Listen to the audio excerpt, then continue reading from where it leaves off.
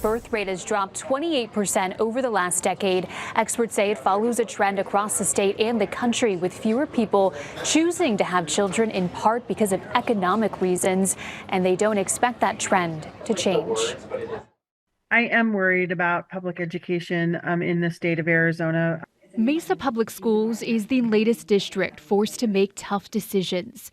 It's facing a budget deficit and announced 147 district-level positions have been cut for the 2025-26 school year. It's more than just teachers, it's counselors, social workers. MPS leaders say there are 1,100 more seniors graduating than kindergartners enrolling. District officials say the declining birth rate and population changes in Mesa are leading to the drop. According to data from the state health department, in 2007, 102,000 babies were born in Arizona.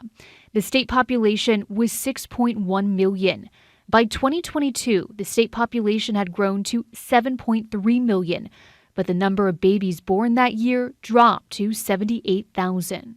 Economic conditions. Luis Cordova is the senior vice president of Rounds Consulting, who studies the birth rate trend closely. He says the high cost of living has led to less people having children or choosing to wait. Increased economic pressures, childcare is unaffordable. There's a lot of issues in the housing market. Fewer kids in the classroom means less funding for districts. Kelly Berg, the president of the Mesa Education Association, says it is the perfect storm right now. You've got declining birth rates. You have immigration issues. You have the charter school and ESA vouchers that add another component as to why we have declining enrollment. Meanwhile, MPS is holding a school board meeting right now talking about those layoffs and budget cuts. We will have a crew there standing by to bring you a full update starting on the news at 8. Guys.